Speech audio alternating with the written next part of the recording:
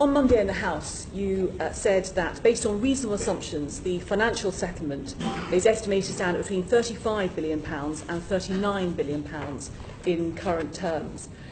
Over what period of time would you expect that amount of money to be paid to honour our obligations to the EU?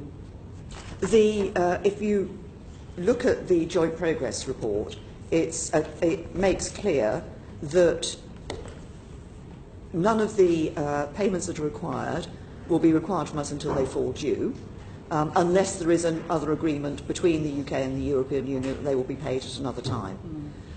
Some of the implications, some of the elements in the financial settlement that have been looked at are elements that may arise at some stage in the future, but the assessment that has been made is obviously has looked at those alongside what most people would consider to be the more regular payments, if I can describe them as that, because I made clear in my Florence speech that we didn't want anybody in the current budget plan to fear that as a result of us leaving, they were going to have to pay more or receive less from in relation to their membership of the European Union.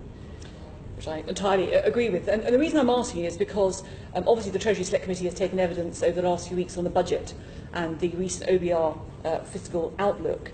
And in that outlook, the OBR talk about taking a fiscally neutral approach, that from 2019-20 onwards, any reduction in expenditure transfers to the EU would be recycled fully into extra domestic spending. And they have a chart whereby they anticipate EU contributions ending in the year 18-19, and then domestic spending rising, or increased domestic spending, from 2019-20 onwards, so one set of expenditure replacing the other. But it sounds to me, from what you've just said, as if that may not be the right way for the OBR to approach it, on the basis we may be paying more money in relation to our EU contributions over some years to come. No, we won't be paying. I wouldn't want you to go away with the impression that there's a lengthy period of time over which each year we are going to be paying money to the European Union. That is not going to be the case. But to the extent that the financial settlement covers payments that we would have made as a member state, and we won't be required to pay more or sooner than we would have had to as a member state, then the settlement is already provided for in the budget forecast. It is not the case that these sums of money are additional to that budget forecast. They're baked in. The OBR has already baked in payments. But the OBR is baking in anticipated future domestic spending may not be correct. So that may be something that the OBR might have to revisit in their future fiscal outlooks. Would you agree with that?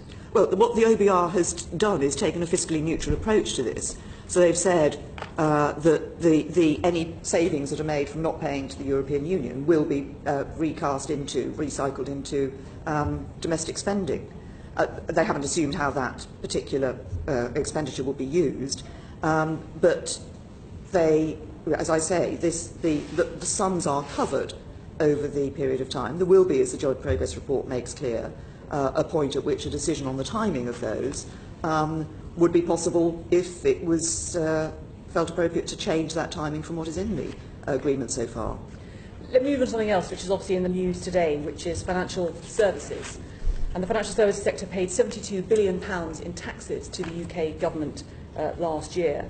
And I think it's one area that you would agree where actually we are already operating on the same basis as the EU.